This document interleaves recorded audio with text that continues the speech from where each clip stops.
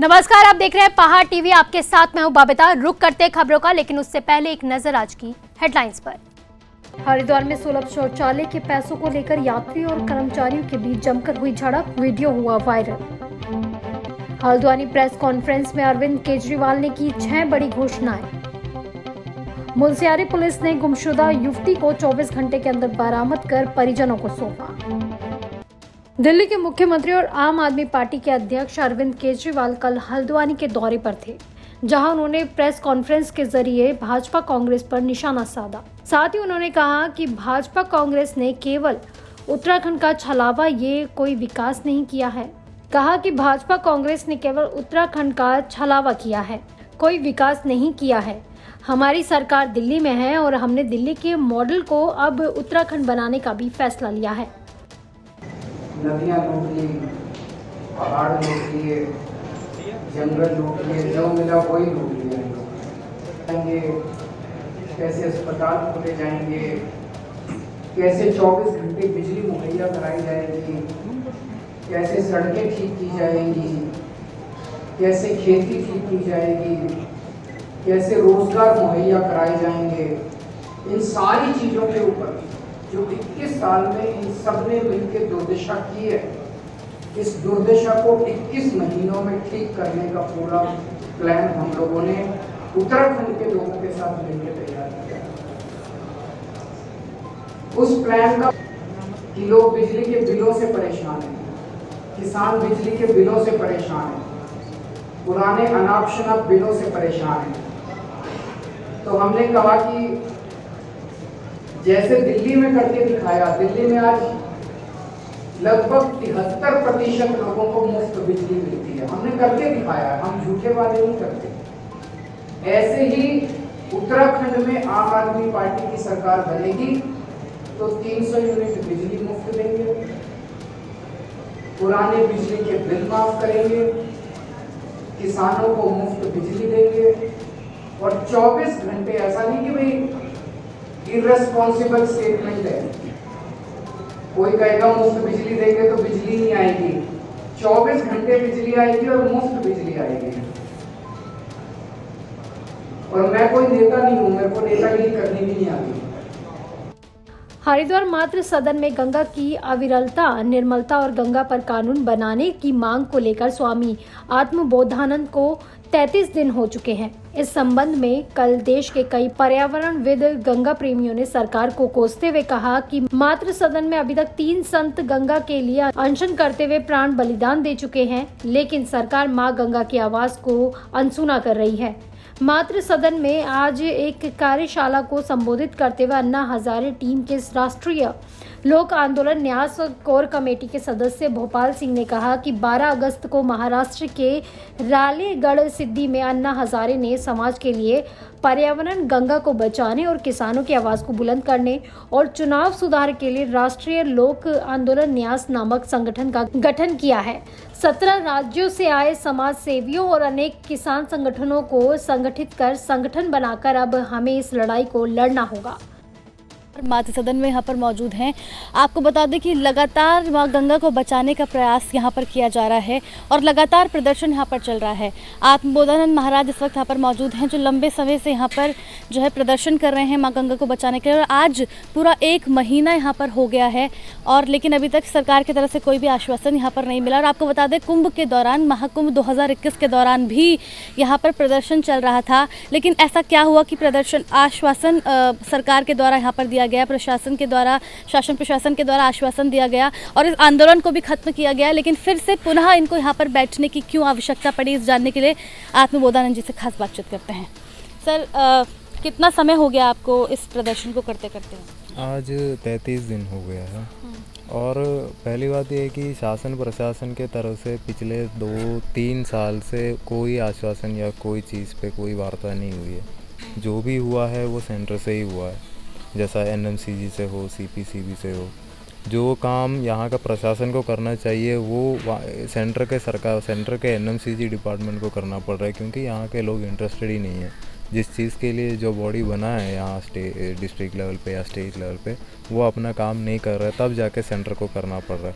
और वो भी क्या, जब सेंटर कहने के बाद भी सरकार, यहाँ का स्टेट सरकार जो है करने के लिए बिल्कुल राज़ी नहीं है।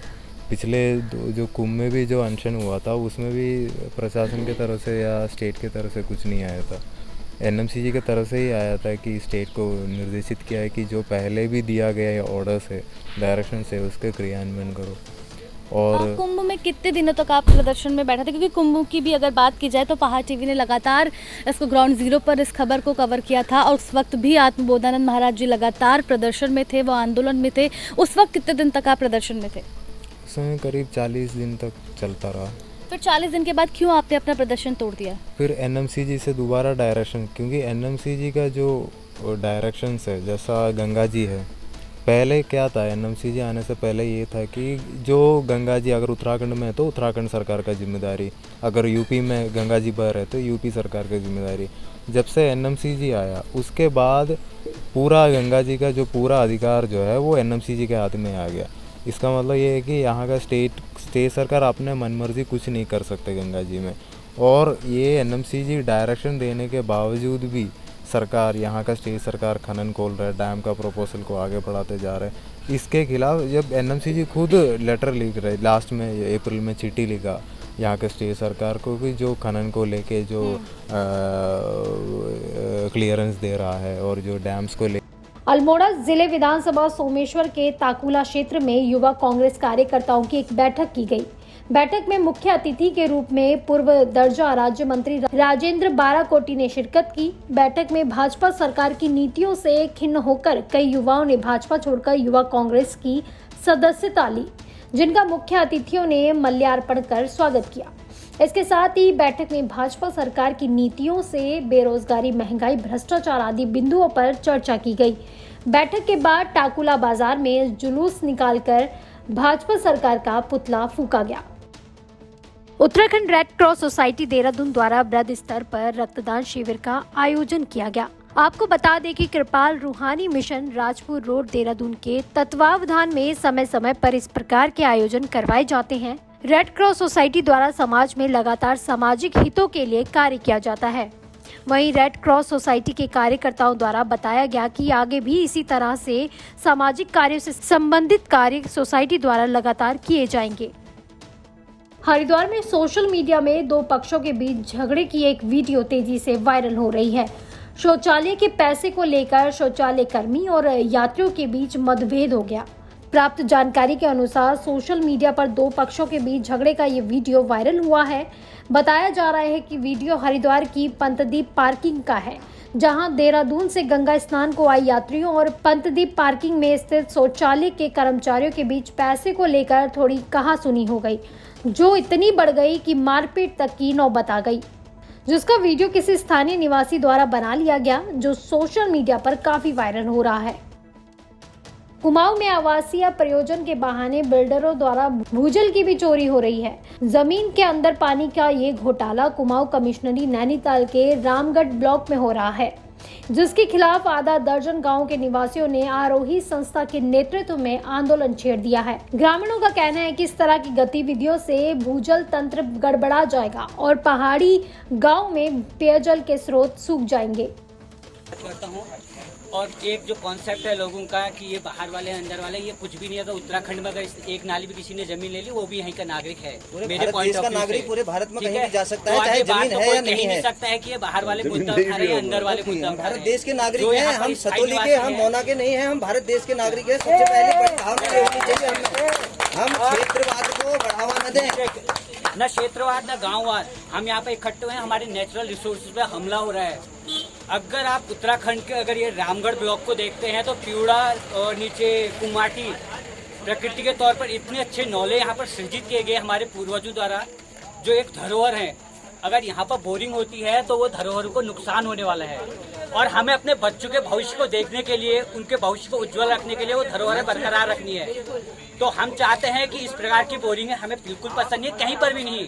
और ये जो कॉन्सेप्ट लोगों का है कि वो बाहर वाले है, वो अमेरिका है या दिल्ली है, वो नहीं। अगर जिसने यहाँ जमीन खरीद ली वो भी यहीं का नागरिक है, मैं भी यहीं का नागरिक हूँ।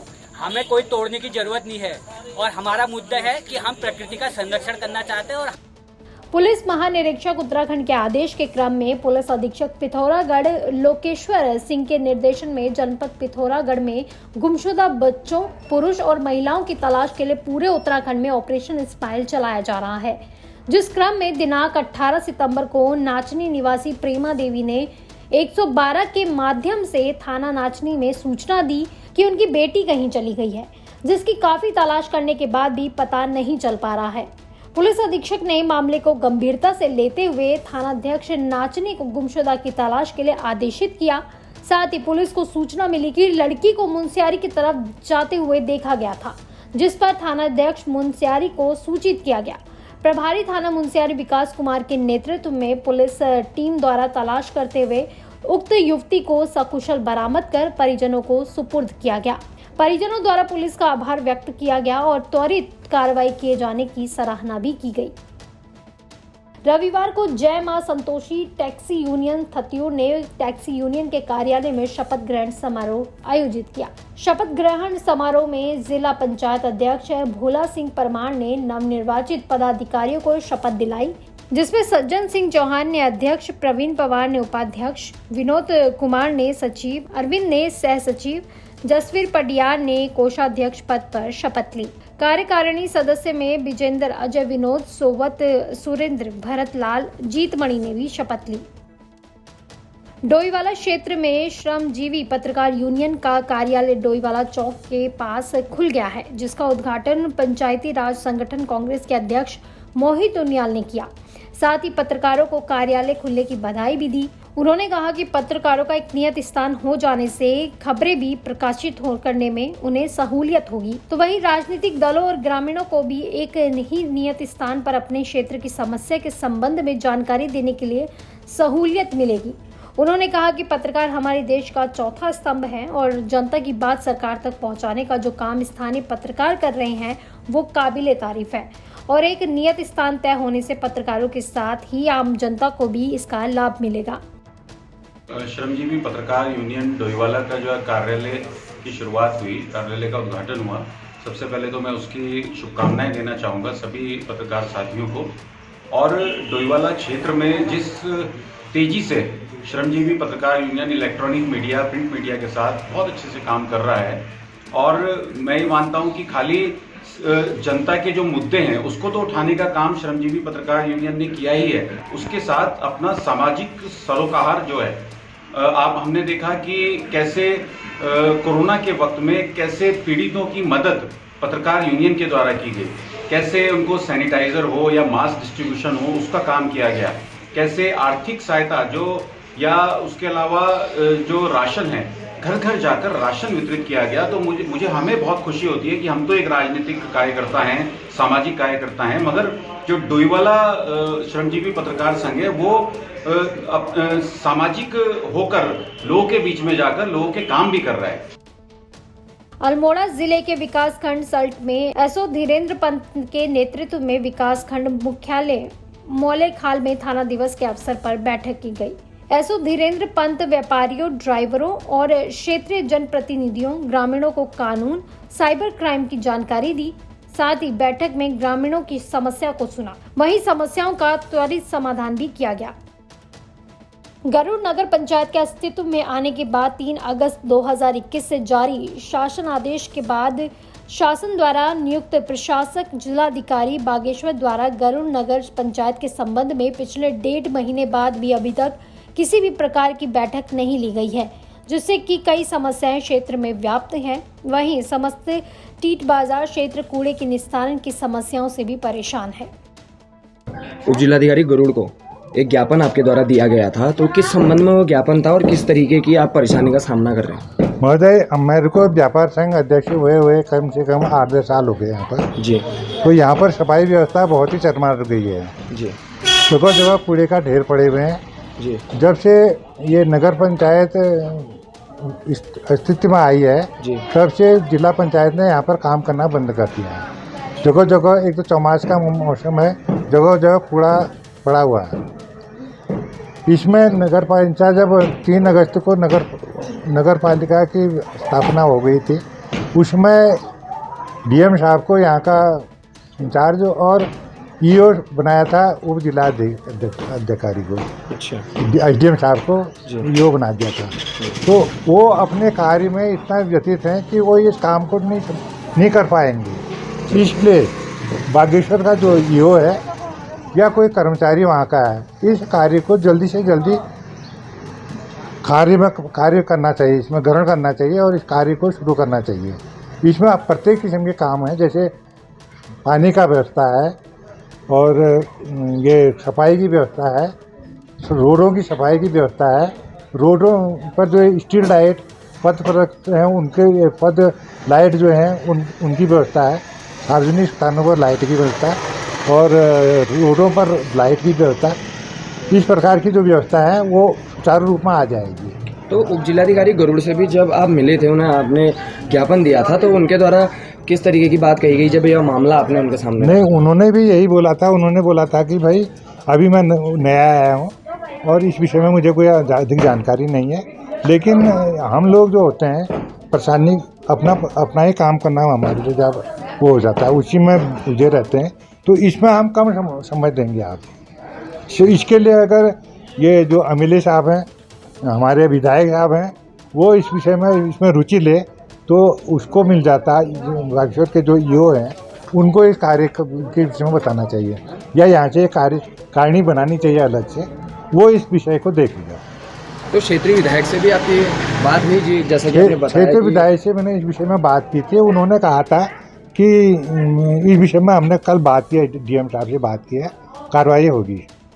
मसूरी में आम आदमी पार्टी के प्रदेश प्रवक्ता नवीन पिरसाली ने पत्रकार वार्ता करते हुए कहा कि आम आदमी पार्टी द्वारा उच्च न्यायालय द्वारा 4 धाम यात्रा को सशर्त खोलने की अनुमति दे दी है, लेकिन राज्य सरकार 4 धाम यात्रा के लिए तैयार ही नहीं है। सरकार द्वारा 4 धाम यात्रा को लेकर पूर्व में कोई भी तैयारी नहीं की गई है। उन्होंने कहा कि 4 धाम यात्रा प्रदेश की अर्थव्यवस्था के साथ चारों धामों के लोगों की आर्थिक का जरिया भी है, जबकि 25% प्रदेश का पर्यटन उद्योग में जीडीपी 4 धाम से ही आती है। उन्होंने कहा कि पूर्व में उच्च न्यायालय ने सरकार को 4 धाम यात्रा को शुरू करने के लिए सुझाव दिए थे, पर सरकार द्वारा उस सुझाव को माना ही नहीं गया, जिस कारण 4 धाम यात्रा अब शुरू हो पाई है। उच्च न्यायालय का धन्यवाद करते हैं कि उन्होंने सशर्त इस यात्रा को सुचारू रूप से चलाने के लिए स्वीकृति दे दी है, लेकिन राज्य सरकार के रुख से नहीं लगता कि यात्रा उस ढंग से चल पाएगी जिस रूप से ये होनी चाहिए, क्योंकि यात्रा इस प्रदेश की अर्थव्यवस्था की रीढ़ है और लगभग 25% जो पर्यटन से आता है उसमें इसका एक बड़ा हिस्सा होता है जीडीपी में। अगर सरकार जो माननीय उच्च न्यायालय ने पहले सुझाव दिए थे, अगर उन पर गौर कर लिया होता तो शायद यात्रा बहुत पहले शुरू हो चुकी होती, लेकिन फिर भी सरकार से आग्रह है कि वो यात्रा को शुरू करने के लिए पूरा प्रयास करें। हम सब लोग उनके साथ हैं, 4 धाम यात्रा के लोग उनके साथ हैं, और जो कोविड गाइडलाइन या जो सुझाव, जो नियम न्यायालय ने सुझाए हुए हैं, उनका अनुपालन करते हुए सरकार ये सुनिश्चित करे कि यात्रा अच्छी तरह से चले। और हमारा श्रद्धालुओं से भी विनम्र निवेदन है, हाथ जोड़कर निवेदन है कि वो कोविड गाइडलाइनों का पालन करते हुए इस यात्रा का आनंद लें। सरकार की इच्छा शक्ति नहीं है कि देवस्थानम बोर्ड को भंग किया जाए, नहीं तो एक सिंगल लाइनर स्टेटमेंट आना चाहिए था मुख्यमंत्री जी की तरफ से कि देवस्थानम बोर्ड भंग किया जाता है क्योंकि ये पंडा पुरोहित समाज के हक में नहीं है। हम शुरू से कहते आए हैं कि देवस्थानम बोर्ड गैर लोकतांत्रिक तरीके से एक तरफा थोपा गया निर्णय है, भारतीय जनता पार्टी की हठ धर्मिता है, राजहट है, तो तानाशाही का एक नमूना है। और आप देखते हैं कि अगर सरकार ने इसको करना होता तो सरकार सीधे बातचीत करती। अभी हालांकि कुछ लोगों, एक प्रतिनिधि मंडल के साथ मुख्यमंत्री जी ने वार्ता की, लेकिन उसका भी कोई सकारात्मक जवाब आया नहीं। वो केवल जो वो आंदोलन उग्र कर रहे थे, उस आंदोलन को रोकने का प्रयास मुख्यमंत्री धामी जी ने किया है। अगर वास्तव में सरकार चाहती देवस्थानम बोर्ड पर कुछ हल निकालने का, तो सरकार ये हाई पावर कमेटी नाम की बाधा बीच में खड़ी नहीं करती, सरकार सीधे हमारे पंडा पुरोहित समाज से बात करती है। और राज्यपाल लेफ्टिनेंट जनरल गुरमीत सिंह और मुख्यमंत्री पुष्कर सिंह धामी ने कल गुरुद्वारा साहिब नानक मत्ता में मत्था टेका और झाड़ू लगाकर सेवा की। उन्होंने लंगर भी चखा और प्रदेश की खुशहाली के लिए प्रार्थना भी की। राज्यपाल गुरमीत सिंह ने गुरुद्वारा समिति का आभार जताते हुए कहा कि इस प्रकार सभी का आशीर्वाद मिलेगा तो उन्हें उत्तराखंड की सेवा करने में और बल मिलेगा। उन्होंने कहा कि जो सम्मान उन्हें मिला है वो सिख समुदाय के हर व्यक्ति का सम्मान है। उन्होंने कहा कि आज मैंने सच्चे बादशाह से प्रार्थना की है कि उत्तराखंड की पावन धरती, जिसमें 4 धाम हेमकुंड साहिब, रीठा साहिब और नानक मत्ता साहिब हैं, मुझे उनका आशीर्वाद प्राप्त हो जिससे मैं अपना एक एक क्षण उत्तराखंड की सेवा में लगाऊं। पहाड़ टीवी में फिलहाल के लिए बस इतना ही। उत्तराखंड की बड़ी और तमाम खबरों के लिए आप देखते रहिए पहाड़ टीवी। नमस्कार। है बेखौफ उम्मीद का रंग।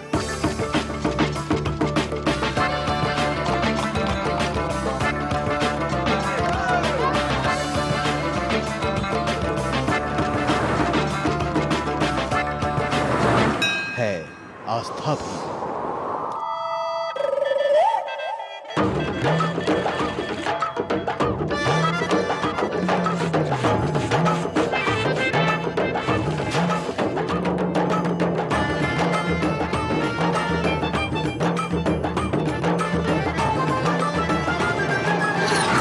ये है मेरा उत्तराखंड।